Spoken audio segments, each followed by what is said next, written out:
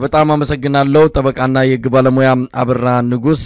እንግዲህ ሌተናል ጀነራል ጻድቃን ገብረትንሳኤ ወቅታዊ ቃለ መጠይቅ ላይ መነሻ በማድረግ ነው የተገናኘ ነው። ምናልባት እንደው ለተመልካቾች ግልጽ እንዲሆን ጠቅለል ባለ መልኩ ሰፋ ያለውን የሌተናል ጀነራል ጻድቃን ገብረትንሳኤን ቃለ መጠይቅ እንዴት ታየዋል? ወደ ዝርዝሩ በአንዳንድ ነጥቦች ላይ በተናጠል ነገሮች ለመመልከት እንሞክራለን። ግን በአጠቃላይ ቃለ መጠይቁ ምንድነው? ምን ተፈልጎ በዚህ ወቅት ላይ በዚህ ሰዓት ላይ ይሄ ቃለ መጠይቅ መጣ የሚለውን ነገር ጨምሮ እንዴት ታየዋል ጠቅለል ያለውን ሁኔታ? እንግዲህ ጀነራል ጻድቃን ኤንቢሲ የሚባል አንድ የሀገር ውስጥ ሚዲያ ባለ 2 ክፍል ኢንተርቪው ሰጥተዋል። ከረጅም ጊዜ በኋላ ነው እሳቸውም እንደገለጹት በአማርኛ ነው ቃለ መጠይቅ የሰጡት። ኦልሞስት ከ2012 በኋላ ለመጀመሪያ ጊዜ ማለት ይሆናል በአማርኛ ቃለ መጠይቅ የሰጡት እና የሰጡት ቃለ መጠይቅ በጣም ብዙ ርዕሰ ጉዳዮችን የሸፈነ ነው። ያውም ስለ ኢትዮጵያ አውርተዋል፣ ስለ ትግራይ ተወርተዋል፣ ስለ ሻዕቢያ ተነስቷል፣ ስለ ህወሓት ተወርተዋል። ከዛ አልፎ ተርፎ በበረሃ በነበሩበት ሰዓት እነ አቶ መለስ ጠቅላይ ሚኒስትር የነበራቸው ፖለቲካዊ ግንዛቤን የተመለከተ ከሶሻሊስቶች ርዕዮተ ዓለም ጋር የነበራቸው ቁርኝት ነገሩን ሲረዱበት የነበረ ጉዳይ አልፎ ተርፎ በኢትዮ ኤርትራ ጦርነት ስለ ክፍፍሉ በተለይ የ93 ክፍፍሉን በተመለከተ ለምን እንዳለያያቸው እሳቸው ምን አይነት አቋም እንደነበራቸው ከዛ ኋላ ምን እንደመጣ በጣም ኢንተርቪው የሰጡበት ነው። ከዛም ከጦርነቱ በተለይ በ2013 ትግራይ ላይ ከተቀሰቀሰ ጦርነት በኋላ የነበራቸው ሚና ጦርነቱ እንዴት እንደተቀላቀሉ ከዛ ኋላ ከህወሓት እንዴት እንደተለያዩ አሁን ህወሓት ምን አይነት ፖለቲካዊ ስብዕና እንዳላቸው እነሱ ምን እንደሚያስቡ ሰፋፊ ጉዳዮች ያነሱ ሲሆን በዋነኝነት ደግሞ የቀይ ባህርን ጉዳይ ሰፊ ትንተና የሰጡበት የተለያዩ ኃይሎችም የተቃቀሱበት ሁኔታ ነው ያለውና በጣም ከፍተኛ ጉዳይ ያነሱበት ይመስለኛል። ኢንተርቪው በሁለት መልኩ ያየው ሁለት ነገሮችን በልዩ ሁኔታ አይቻለሁ። አንድ ጀነራል ጻድቃን የሚታወቁት ወታደራዊ መኮንን በመሆን ነው የሚታወቁት በኢትዮጵያ ፖለቲካ ሁኔታ። ግን ለየት ባለ ግን አይዲዮሎጂካሊ በተለይ ፖለቲካ ስብዕናቸው ምን ይመስላል በተለይ ቀይ ባህር ላይ በሐሜት ደረጃ የምናውቀው በተለይ አዲሱ ትውልድ ቀይ ባህር ላይ እንደዚህ አይነት አቋም ነበራቸው፣ በቀይ ባህርም እንደዚህ ተባብለዋል፣ በአጠቃላይ ገዢ መደብነትም እንደዚህ ተለያይተዋል ከሚሉ ከሐሜት ያለፈ ተጨባጭ የሆኑ ምስክርነት አግኝቶ አያውቅም ነበር። የነጻድቃንና ጀነራል ጻድቃን የነበሩበት ቡድን የነበራቸውን ፖለቲካዊ አቋም ለኢትዮጵያ ሕዝብ ግልጽ አላደረጉት። ተሸንፈው ከተባረሩ ከስልጣን ከተወገዱ በኋላ የሚተነፍሱበት ራሳቸውን የሚገልጹበት እድል አልነበረምና ያን ግልጽ ያደረጉበት ነው። ሌላው ግን ጀነራል ጻድቃን ራሳቸው እንደ አንድ ግለሰብ ከወታደራዊ መኮንንና የኢትዮጵያ ዩኒፎርም ለብሰው በኢትዮ ኤርትራ ጦርነት ከነበራቸው ሚና ባሻገር ፖለቲካዊ ስብዕናቸው፣ አይዲዮሎጂካዊ ማንነታቸው፣ አይዲዮሎጂካዊ ግንዛቤያቸው ምን ያህል እንደሆነ ግልጽ ያደረጉበት ይመስለኛል። እንደው እዚህ ጋር አበራ ምናልባት ይሄ እንዲህ ብዬ ነበረ እንዲህ ብዬዋለሁ ያኔ እንደዚህ አይነት ሐሳብ ነበረኝ ይሁን ከቅርብ ጊዜ ወዲህ በኢትዮጵያ ፖለቲካ ውስጥ ያኔ እንዲህ አይነት አቋም ነበረኝ እንደዚህ አይነት ነገሮች እየበዙ መጥተዋል። ጀነራል ጻድቃን ገብረትንሳኤ እንዲህ ብዬ ነበረ ከመለስ ጋር እንዲያቋም ነበረኝ እንዲህ አይነት ነገር አንስቼ ነበር እንዲህ አይነት ነገር ብዬ ነበር የሚለው ምናልባት ራስን ለማዳን ከሚደረግ ሙከራ ያለፈ የጻድቃንን ያለፈ አንዳንድ የተበላሹ ታሪኮችን የሚያነጻ ነው ብለህ ታምናለህ? እንደው መልካም እኔ በዛ መልክ ለማየት በጣም መድፈር የምችል አይመስለኝም። በሌላ አባባል በስልታዊ ደረጃ ራሳቸውን ለፖለቲካ ገበያ ለኢትዮጵያ ፖለቲካ ገበያ ለማቅረብ ያደረጉት ነገር ሊኖር ይችላል ፖለቲከኛ እስከሆኑ ድረስ። ስትራቴጂካሊ ግን ጻድቃንም ይሁን በተለይ 93 አንጃ ተብሎ የተወገደው ኃይል በአንዳንድ ሀገራዊ ጉዳዮች ሃርድ ላይነር ሆኖ የታገለ ኃይል ነው። ስትራቴጂካሊ ስታየው በቀይ ባህር በተለይ ጀነራል ጻድቃን አቋም የነበራቸው መሆኑ የኢትዮጵያ ብሔራዊ ጥቅም ከማስከበር አንጻር የቀይ ባህር አስፈላጊነት ለገበያ መጥተውታል ብዬ አላምንም። ያ ደግሞ እንደዛ ማለት ያስቻለኝ ሻዕቢያ በተደጋጋሚ ጥላቻው ከሚገልጽባቸው ከጦርነቱ በፊትም አሁን የቅርብ ቀን ጦርነት በፊትም ጥላቻ ከሚገልጽባቸው ሰዎች መካከል አንዱ ናቸው። ከነገብሩ አስራት ቀጥሎ በጣም ከሚጠላቸው ሰዎች ማለት ጀነራል ጻድቃንን ነው። ያ የሚያሳየው ጀነራል ጻድቃን በቀይ ባህር ላይ የነበራቸው በጣም ጠንካራ አቋምና የቆየ አቋማቸው የሚገልጽላቸው ናቸው ብዬ አምናለሁ። ስለዚህ ለገበያ አቅርበውታል። ይሄን ለሰሩስታ ማንጫ እና ፖለቲካል ማርኬቱ ላይ ለመገኘት ያደረጉት ነው ብለን በድፍረት ለመናገር በጣም የሚከብድ መስሎ ነው የሚታየኝ። እንደዛ ብዬ ነው እኔ የምረዳቸው። እንግዲህ አበራም ወደ ሌሎች ዝርዝር ነገሮች መለስበታል። ይሄንን ጉዳይ ጠቅለል ያለውን የኢንተርቪውን አጠቃላይ ቃለ መጠይቁን በኤንቢሲ ላይ ተገኝተው ሌተናል ጀነራል የተናገሩትን አንዳንድ ነገሮችን ሐሳቦችን እንድታከፍለን ነው። እንግዲህ በሁለት ክፍል የቀረበ ቃለ መጠይቅ ነው። ቃለ መጠይቁን ቀንጨብ ተደርገው ከተላለፉት የማስታወቂያ በሚመስሉት ነገሮች ላይ ያንን ብቻ አይቶ መፍረድና አቋም መያዝ የሚገባ አይደለም። ብዙ ብዙ ጥልቅ ነገሮች ያሉበት እውነት ለመናገር እኔም ሁለተኛውን ክፍል በተለይ ከተከታተልኩ በኋላ አንዳንድ ነገሮችን በደንብ እንድናይ የሚያደርግ ነው ብዬ አስባለሁ። እንደዛ አይነት አድማሳችን ነገሮችን ጠለቅ ብለን እንድንከታተልም የሚያደርግ ነው። ቃለ መጠይቁን እንደዚሁ በግልብ መረዳት ብቻ ሳይሆን መስመር በመስመር ተረድቶ አንዳንድ ነገሮችን መረዳት የሚገባ ይመስለኛል። ግን ዋና ያነሱት ሐሳብ ምንድነው? ከትግራይ ወቅታዊ ሁኔታ አንፃር ከብልጽግና ፓርቲ ከሌሎች ነገሮች በጀነራሉ ያነሷቸው ሐሳቦችን እንደው ባጭሩ ማስቀመጥ ከተቻለ መልካም። እንግዲህ ጀነራል ጻድቃን የሁለት ሰዓት አካባቢ ኢንተርቪው ነው ያደረጉት። ሰፊ ርዕሰ ጉዳይ ነው የዘረዘሩት። እውነት ለማውራት በክፍል አንድ ላይ ሙሉ አቅማቸው ሙሉ ትኩረታቸው የነበረ የትግራይ ፖለቲካ ሆኖ በትግራይ ፖለቲካ ደግሞ ህወሓትና ሻዕቢያን ያስተሳሰረ ትንተና ነው የነበረው። ቤዚካሊ ጀነራል ጻድቃን ካነሷቸው የትግራይ ፖለቲካ ጉዳዮች ህወሓት አሁን ያለው አጠቃላይ ፖለቲካዊ ቁመና የትርምስ ቁመና እንደሆነ ለውጥን መቀበልና መሸከም የማይችል በመሆኑ እነሱ በተለይ ጀነራል ጻድቃንም ይሁን የጊዜው በወቅቱ የነበረው ጊዜያዊ አስተዳደር አቶ ጌታቸው ሲመሩት የነበረው ጊዜያዊ አስተዳደር ጥል ወደ ትግራይ በመጠኑም ቢሆን እንዲመጣ ባደረጉት ጥረት ልዩነት ፈጥረው ድርጅቱ በሐሳብ ማሸነፍ ሳይችል ሐሳብ ማፍለቅ ሳይችል በመቅረቱ ወታደራዊ ክንፉ ተጠቅሞ እነሱንም እንዳስወገዳቸው ያ ማስወገድ ብቻ ሳይሆን ይህ የነደብረጽዮን የሚሏቸው ክንፎች ሐሳብን ከማስተናገድ ይልቅ ሁሉም ነገር ሄቪ ሃንድል ፖለቲከኞች ሁሉም ነገር በጉልበት የመፍታት ፍላጎት ያላቸው ኃይሎች ከመሆናቸው የተነሳ ከሻዕቢያ ጋር ትስስር በማድረግ ትግራይ ውስጥ እንኳን ለውጥ ሊመጣ ጀነራል ጻድቃን ሌሎች የትግል አጋሮቻቸው በግለሰብ ደረጃ መኖር ወደማይችሉበት ደረጃ የህልውና የህይወት ስጋት ደርሶባቸው ከትግራይ እንደወጡ ነው የሚናገሩት። እሱን ተከትሎ ሰራዊቱ በነደብረጽዮን አካሄድ ምክንያት ሰራዊቱ ከሁለት በመከፈሉ አካባቢያዊነትን ማዕከል ያደረገ ፖለቲካዊ መከፋፈል ይዞ መምጣት ትግራይ አደጋ ውስጥ እንድትወድቅ ያደረገ መሆኑን ትኩረት ሰጥተዋል። እዛ ላይ ጀነራል ጻድቃን ግለሰብም አንስተዋል። በተለይ ታደሰ ወረደን በግልጽ አማርኛ መፈንቅለ መንግስት ትግራይ ውስጥ እንዲፈጸም ሲያሰር የነበረ ፖለቲካል ሎያሊቲ ትቶ አብሮ ከነሱ ቀን እየሰራ ማታ ሲዶልት እንደነበረና በዛ ሂደትም የመፈንቅለ መንግስት ስራ እንደሰራ በመንቀፍ መልኩ አንስተውታል። በጣም አይሮኒክ ብለው ራሳቸው የገለጹት ያ ተደርጎ እያለ መፈንቅለ መንግስት ተደርጎ እያለ ፌዴራል መንግስት ታደሰ ወረደን መሾሙ በቀጥታ በግልጽ አማርኛ ትክክለኛ አካሄድ እንዳልሆነ መፈንቅለ መንግስት አደገኛ ፕሬሲደንት እያለ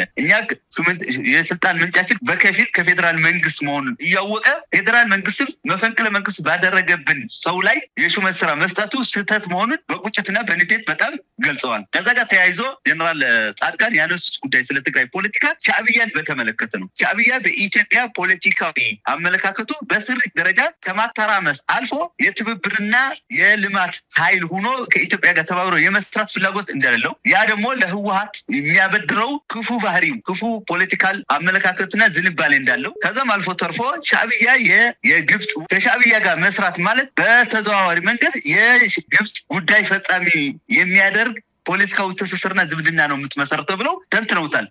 በዛም ምን ብለዋል? እንደዛ ከመተንተን አልፎ ህወሓት የግብጽ ፖሊሲ ጉዳይ አስፈጻሚ ነው ብለው በግልጽ ነቅፈዋል ወይ ደግሞ ፈርጀዋል። ስለዚህ ይሄን የሚመስለው ከትግራይ የተነሳ ክፍል ሁለት ላይ ግን በዝርዝር ያነሱት ስለ ለውጥ ፈላጊ የሚባል ኃይል እያደራጅ እንደሆኑ የተለያዩ ፖለቲካዊ ኃይሎች እየተቀናጁበት እንደሆነ ገልጸዋል። እሱን ብቻ አይደለም እሳቸው በዛ የለውጥ ፈላጊዎች ማዕቀፍ ላይ ሲተነትኑ ሌሎች ለውጥ የማይፈልጉ ወይ ደግሞ ጸረ ኢትዮጵያ አንድነት ብለው ሲተነትኑ እግረ መንገድ ያነሱበት መንፈስ በጣም የተሳሳተ ነው ብለን ልንገምትና ልንተነትን ይሆናል። ቀጣይ ግን ከሻዕቢያ ጋር በሰሩ ቁጥር ፌዴራል መንግስቱም እነሱን በደገፈ ቁጥር ሌላ ሀገራዊ ትርምስ የሚያመጣው ኃይሎች ጋር አድርጎ ለመፈረጅ ያደረጉት ጥረት በክፍል ሁለት ላይ ተንጸባርቋል። ይሄ ይመስላል እንግዲህ ያነሱት።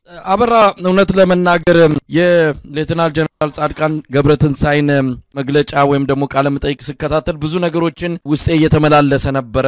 አንደኛ ሌተናል ጀነራል ጻድቃን ገብረትንሳኤ ከትግራይን ተወረረች ወይም ደግሞ ትግራይ ላይ ማአት መጣ ችግር መጣ ብለው የገቡበት ሁኔታን ስናስተውል ቀጥታ ለትግራይ ከማሰብ ይልቅ ለሻዕቢያ ወይም ደግሞ ለኤርትራ መንግስት ካላቸው አቋምና ጥላቻ የተነሳ እንደሆነ እንረዳለን። አሁንም ቢሆን የአብይ አህመድ አገዛዝ ሙሉ በሙሉ ከሻዕቢያ ወይም ከኤርትራ መንግስት ጋር መፋታቱን ወይም ደግሞ መቆራረጡን ሲያረጋግጡ ከአብይ አህመድ መንግስት ጋር መቀራረብ እንደጀመሩ ነው የምንረዳውና ከሻዕቢያ መንግስት ወይም ከኤርትራ መንግስት ጋር ያላቸው ልዩነት ነው ያቋማቸውን ከፍና ዝቅ እየለካ ያለው ከመርና ከፖለቲካዊ አስተሳሰብ ይልቅ ለዚህ ለኤርትራ መንግስት ያላቸው አመለካከት ነው የፖለቲካ ቁመናቸውን እየለካ የሚገኘው የሚል አስተሳሰብም በብዙዎች ዘንድ እንዲኖር አድርገዋል። ከዚህ በተጨማሪ በትግራዩ ጦርነት በዋናነት ተጠያቂም ናቸው። እውነት ለመናገር ከአብይ አህመድ በዚህ በኩል እንደሚጠየቀው ሁሉ በዛ በኩል እሳቸው አዝማች የነበሩ የጦር መሐንዲስ የነበሩ የቲዲኤፍ የተባለውን ሰራዊት በማደራጀት በማሰልጠና በተለያዩ ጉዳዮች ፊት መሪ ከነበሩ ወታደራዊ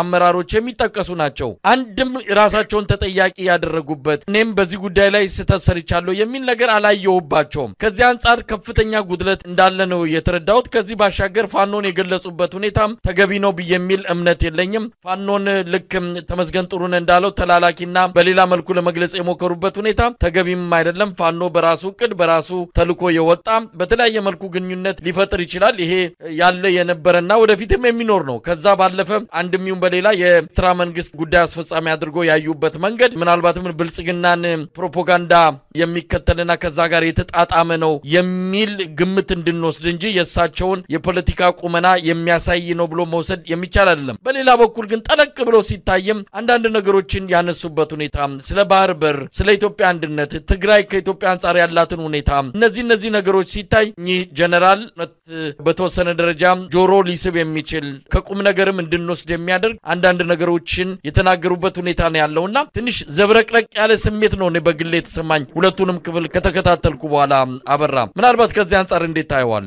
በጣም ትክክል መሳይ። በጣም እኔም ጠይቀኛለህ አንዱ የዘመኩት ነገር እንድምታቸውና የፈረጃቸው ጉዳይ በሚዛን ስታስቀምጠው በፖለቲካ ሚዛን ስታስቀምጠው ምን ይመስላል የሚል ጥያቄ ጠይቀኛለህ ብዬ ያስቤ ነበር። መልካም ነው። እኔ አሁን ካንተ የተለየ አቋም አልያዝኩም። ጀነራል ጻድቃን የራሳቸው የፖለቲካ ህይወት ያላቸው የፖለቲካ ጉዞ ያላቸው ሰው ናቸው። በተለይ ከ93 በኋላ ራሳቸውን በማብቃት በኢኮኖሚ በእውቀትም በማብቃት ራሳቸውን ምቹ ጊዜ ሲፈልጉ የነበሩ ፖለቲከኛ አርጌን መቆጥራቸው እውነት ለማውራት ሆኖም ግን 2013 በተጀመረው ጦርነት ላይ ቀጥተኛ ተሳታፊ ነበሩ ብቻ ሳይሆን በተለይ በ2013 መቀሌን ለቆ ህወሓት በረሃ ቆላቴምቢል ከገባ በኋላ በተቋቋመው ጊዜያዊ አስተዳደር ላይ ከፍተኛ አመራሮች ላይ ከፍተኛ ወንጀል ተፈጽሟል። እንደኔ እንደምታውቁት በፊት የጄኖሳይድ ወንጀል ፈጽመዋል ብዬ 18 የፖለቲካና የወታደራዊ አመራሮችን ጥቆማ ሰጠት አንዱና ግንባር ቀደሙ ጀነራል ጻድቃን ናቸው። ስለዚህ የወንጀል ጉዳይ የተጠያቂነቱ ጉዳይ በዛ ማዕቀፍ ውስጥ ስለሳቸው ፖለቲካዊ ጥፋት ስለሳቸው የወንጀል ጥፋትና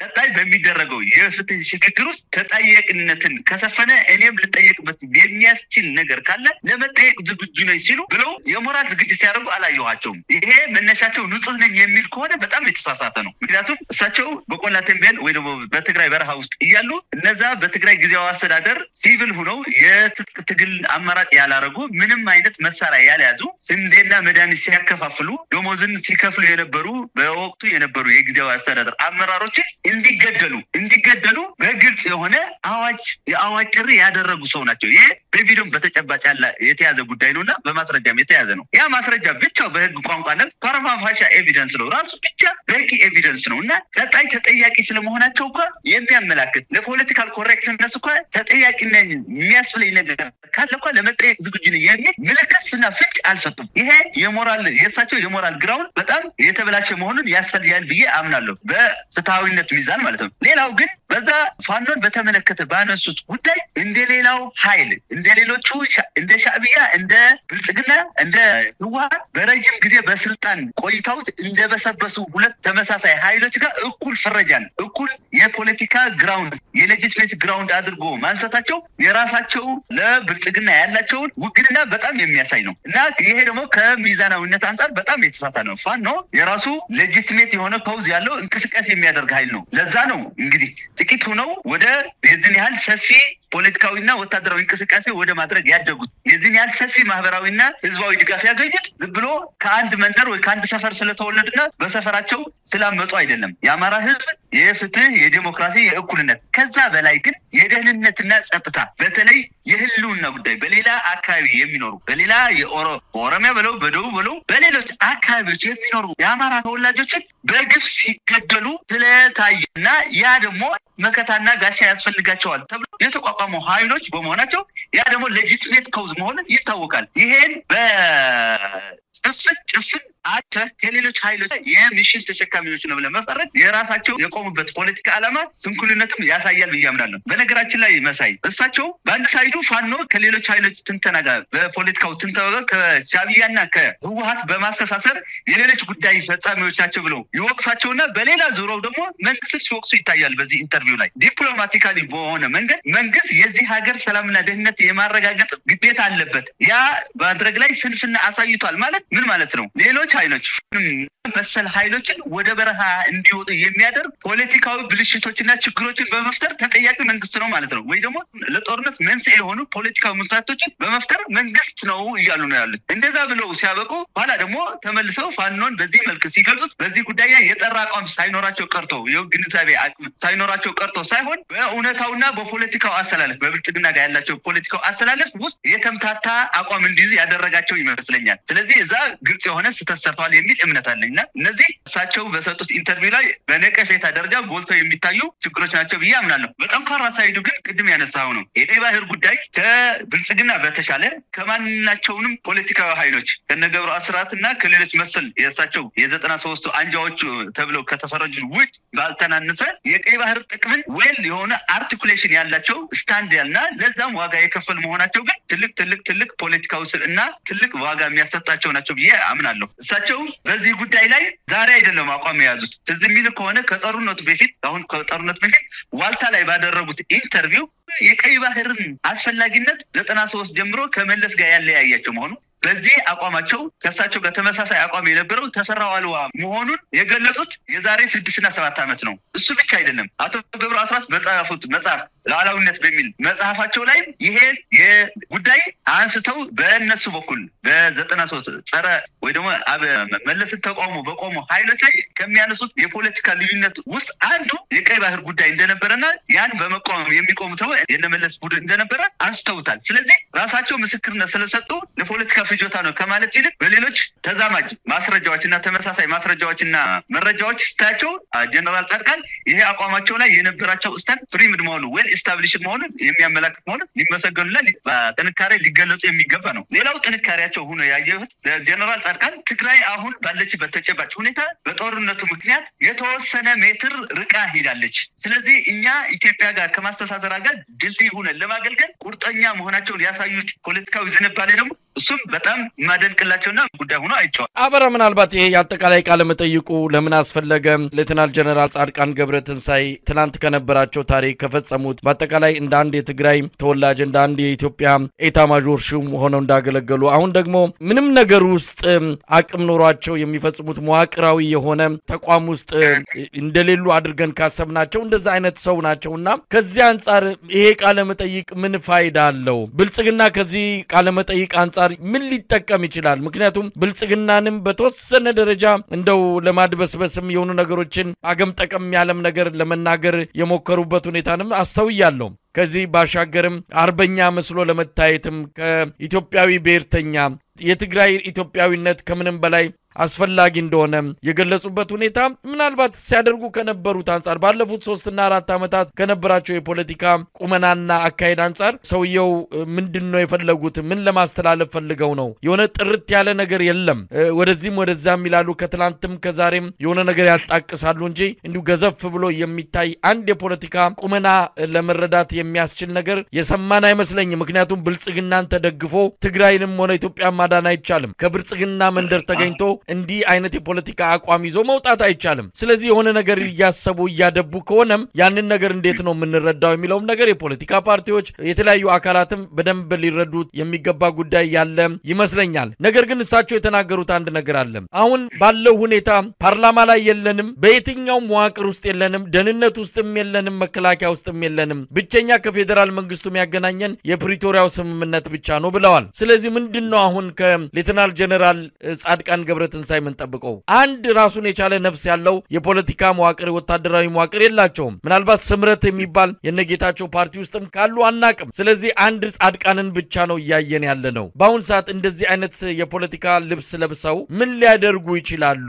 ብልጽግና ሊጠቀምባቸው ይችላል። ሌላው አካል ከሳቸው የፖለቲካ ካፒታል ከነበራቸው የፖለቲካ ምንድነው ያጠራቀሙት ነገርም ካለ ምን ልንጠቀም እንችላለን? ከዚህ በኋላ እኚህ ሰው በኢትዮጵያ ፖለቲካ ውስጥ ምን አይነት ሰው ናቸው ብለን ልንወስድ እንችላለን? መልካም መሳይ እንግዲህ አሁን መጀመሪያ የጀነራል ጻድቃን ፖለቲካዊ ሂሳብና ስሌት ቅድሚያ እናውራ። ጀነራል ጻድቃን እያሰቡት ያሉት ለራሳቸው እንደ አንድ የለውጥ ኃይል ነው። ለውጥ እንዲመጣ በትግራይ የምፈልግ ከዚህ በፊትም ፈልጌ ባደረኩት ጥረት የተገፋሁኝና በህወሓት እዛ መቀሌ ባሉት የነደብረጽዮን ቡድን ወታደራዊ ዊንግ ተመትቼ ወደ አዲስ አበባ ያፈገፈኩ ሰው ብሎ መነሻ ያዙ ይመስለኛል። ስለዚህ ራሳቸውን እንደ አንድ የለውጥ ኃይል ናቸው ወይ አይደለም ኋላም ግብረ መልስን ሐሳብ እንሰጣለን። ስለዚህ ያን ታሳቢ አድርገው ወደ ሚዲያ ወጥተዋል። በነገራችን ላይ መሳይ ብቻቸውን አይደለም ያወጡት። እንደምታስታውሰው የዛሬ 10 ቀን ወይ ሳምንት አካባቢ አቶ ጌታቸው በእንግሊዝኛ በአንድ ዩቲዩብ ሚዲያ ወጥተዋል። ስለ ቀይ ባህርም ተናግረዋል። አጠቃላይ ስለ ትግራይ የለውጥ አስፈላጊነት ብቻ ሳይሆን ትግራይ ካሉት የድሮ ጓደኞች ጋር ጦርነት የሚያመጡ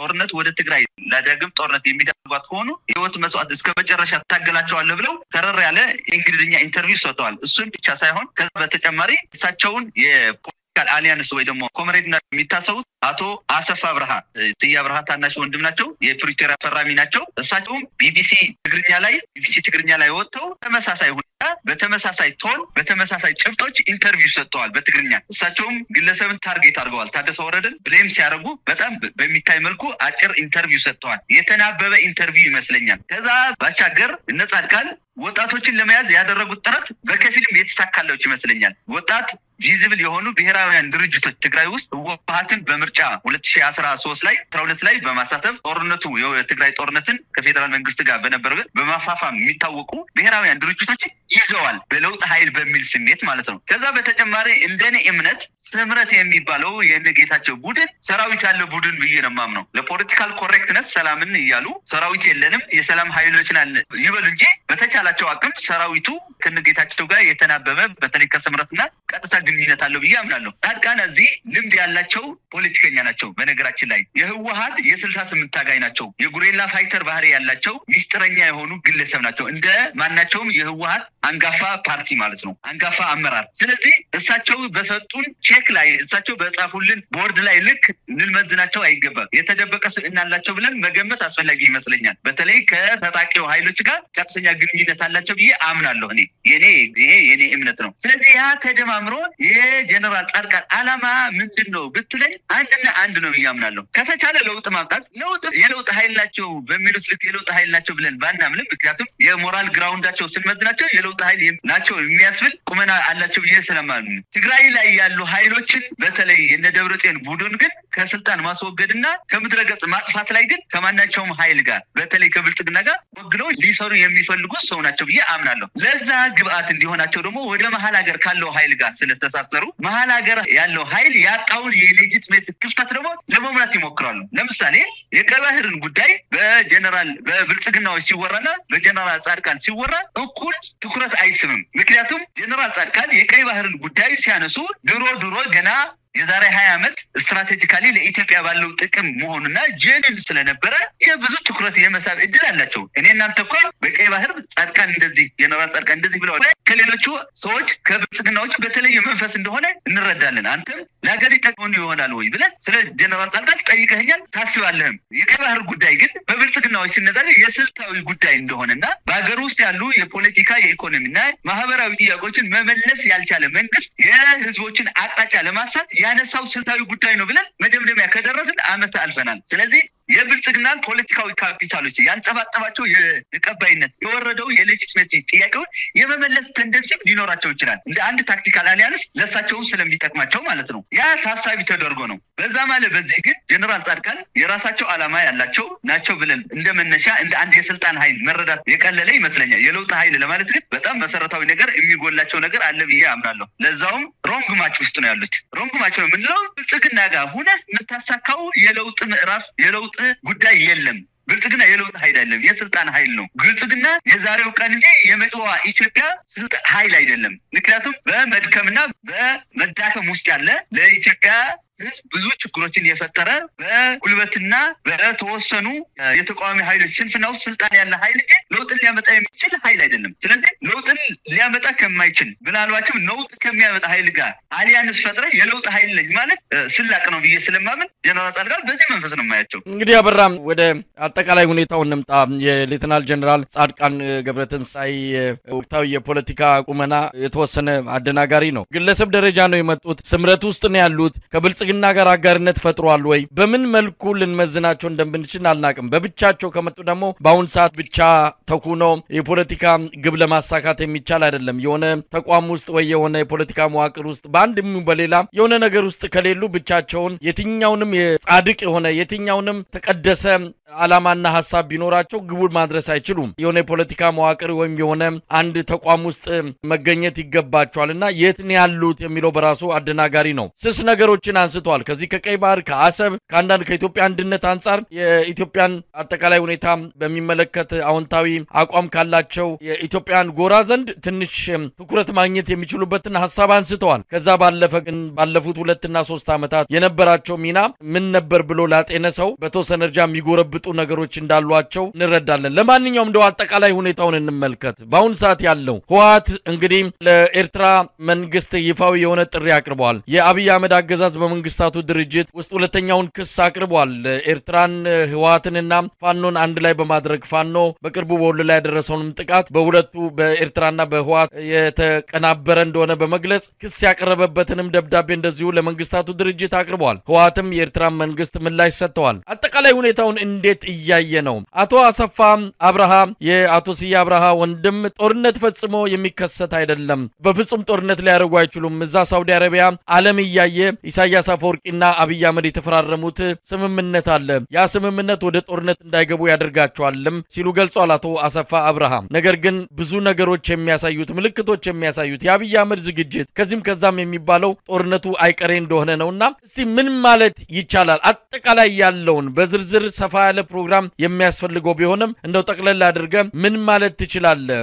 አበራ መልካም መሳይ። እንግዲህ አሁን የኢትዮጵያ ፖለቲካ ከዚህ በፊት እንዳወራ ነው በጣም ከፍተኛ የሆነ ዳይናሚዝም ያለው ተገማችም የተገማችም የሆኑ ጉዳዮችን የሚፈጸምበት ነው። ተገማች ነው ስትሉ ሌላዎቹ አይተ የተለመደው የሂሳብ ቀመር የፖለቲካ ቀመር ተጠቅመ ብዙ የኢትዮጵያ ፖለቲካ ሲቀመርና ሲገመት የከረመ ጉዳይ ነበር። ከዚህ በፊት እናቀው የዛሬ 2 ዓመትና ከዛ በኋላ በተለይ ከፕሪቶሪያ አግሪመንት በኋላ ያሉት ፖለቲካዊ ቀመሮች ግን ተገማችም የተገማችም ናቸው። እንደዚህ ከዚህ በፊት እንደገለጽ ነው አሁን ኢትዮጵያ ውስጥ ከፍተኛ ሆነ ተርቦይል ያለው የዚህ ተርቦይል ኤክስቴንሽን ደግሞ ወይ ደግሞ ነጸብራቅ ደግሞ ቀጠናው ላይም በጣም ሲጸባረቅ ታይቷል። በተለይ ብልጽግና የሚባል ፖለቲካዊ ኃይል ሎያል የሆነበት አይዲዮሎጂ፣ ሎያል የሆነበት መርህ፣ ሎያል የሆነበት ማህበራዊ መሰረት፣ ሎያል የሆነበት ወይ ዴዲኬት ልዩ መገለጫ የሆነ የኢኮኖሚ ጉዳዮች የማህበራዊ ጉዳዮች የሌሉት የስልጣን ኃይልና በጣም ተለዋዋጭ ባህሪ ያለው በመሆኑ ፖለቲካው የሀገሪቱ ኢትዮጵያ ደግሞ ግዙፍ ሀገር እየመራ በመሆኑ የዛ ባህሪ ተጽዕኖ በሌሎች ኃይሎችም ባህሪያቸው ተቀያየር ባህሪዎችና ተገማች ያልሆነ ባህሪያቸው እንዲያሳዩ ስላደረጋቸው የኢትዮጵያ ፖለቲካ እንደዚህ ነው ልትለው አትችልም። ሆኖም ግን አንድ ነገር ደግሞ የማይካድ ነገር አለ። ውሎም እያደረ የጦርነትን ቀሬነት ግን የሚመጣበትን ሁኔታ ታይቷል። አሁን ለኔ ክሊር የሆነልኝ ወይ ደግሞ ከዛ በፊት እንዳወራ ነው በተደጋጋሚ እንዳወራ ነው ጦርነት ግን የመምጣት እድሉም ቀላል አይደለም። ምክንያቱም ከሻዕቢያም በኩል ከህወሓትም በኩል ከፌደራል መንግስት በኩልም እንዲሁም ነጻድቃንም እንደጌታቸውም በመለሰኝነት ከአጋር ሆኖ እንደ ፓርቲም ሆኖ እንደ ግለሰብ ሆኖ ከአጋር ሆኖ እንደ ታጣቂም ሆኖ ኢቭን ታጣቂም ናቸው በየሰማም ነው እንደ ታጣቂም ሆኖ የሚያንጸባርቁት የሚሰጡት ኢንተርቪው ግን በጣም ፖለቲካል ሆስቲሊቲ በጣም ፖለቲካ እየበረታ እንጂ እየቀዘቀዘ ሲል አልታየም። ያ ደግሞ ውሎ አድሮ ጦርነት እንዲፈጥር ይችላል ብዬ አምናለሁ። ከዚህ ጋር በተያያዘ የተለየ አስተያየት ሰጥተዋል ተብሎ የሚገመቱ ከዚህ ከኛ እኔ ከምሰጠው አስተያየት አሰፋ አብርሃ ናቸው። አቶ አሰፋ አብርሃም ቢሆኑ ጦርነት የማይካሄድበት ሻዕቢያና ብልጽግና ላይዋጉ ይችላሉ። ሳውዲ አረቢያ ጋር ያደረጉት ውል አለ የተደበቀው ውል የማያደርጉበት ሚዛን ይበልጣል ነው እንጂ ያሉት አልደመደሙም። በሌላው ጦርነት የሚያደርጉበት እድልም አለ ማለታቸው ነው። ስለዚህ አሁን በዚህ እየሆነ ያለው ሊሸናነፉ የሚገባቸው በባህሪና በምግባር ተመሳሳይ የሆኑ ኃይሎች አንዴ ከሁለት አለፍ ሲልም ከ3 ተከፋፍለው ጦርነትን የሚያደርጉበት ሁኔታ ነው ያለው ብዬ ነው የማምነው። ስለዚህ የኢትዮጵያ አጠቃላይ ሁኔታ ጦርነት ባይኖርም አሁን ያለው ጦርነትም ሳይሆን ሰላምም ሳይሆን በተለይ በከፊል ደግሞ ከአማራና በኦሮሚያ ክልል የሚደረጉ ጦርነቶች እንደተጠበቁ ሆኖ የኢትዮጵያ መጻኢ በተለይ በዚህ 3 እና 4 ዓመት ወይ ጦርነት ነው ካልሆነ በዚህ መልክ በመሄድ በቁም መድቀቅ የኢኮኖሚ መድቀቅን ሊያጋጥምና ማህበረሰባዊ ክስረትና መስቀልቅልን ሊያስከትል በሚችል አደገኛና መስቀለኛ መንገድ ላይ ያለን መሆናችን ነው እኔ ምተነትነው። አበራ ያሉትን ሁኔታዎች እንመለከታለን። ብዙ ተለዋዋጭ ነገሮች እንዳሉ ቀደም ሲልም በመግቢያ ላይ አንተም እንዳልከው በጣም በርካታ ጉዳዮች በየለቱ እየተከሰቱ ይገኛሉ። ይህንን በደንብ ተረድቶ በደንብ በጥልቀት አስቦ አንድ ወጥ የሆነ የፖለቲካ እይታ ለመግለጽም ሆነ ለተመልካቹም ለኢትዮጵያውያንም ለመግለጽ በተወሰነ ደረጃ ነገሮችን በጥልቀት ማየት የሚገባ ጉዳይ ነው። እንግዲህ ነገሮችን እያየን በየለቱ የሚከሰቱትንም እንደዚሁ በደንብ በጥልቀት በመረዳት ሐሳባችንን ዳግም የምንገልጽበት መድረክ እንደሚኖር ተስፋ አደርጋለሁ። ምናልባት የሚጨመረው ከሌለ ለዛሬ አንተን እንግዳ ያደረኩበት አጀንዳችን ይህንን ይመስላል። በጣም ነው ማመሰግነው። እንግዲህ አበራ የሚጨመረው ከሌለ ልንሰናበት። በቃ የለም እኔም በጣም ነው ማመሰግነው ለሰጣኝ እድል መሳይ። እሺ በጣም አመሰግናለሁ። ጠበቃና የህግ ባለሙያ አበራ ንጉስ ከአዲስ አበባ። እግዚአብሔር ይስጥልኝ። መልካም ምሽት። መልካም ምሽት።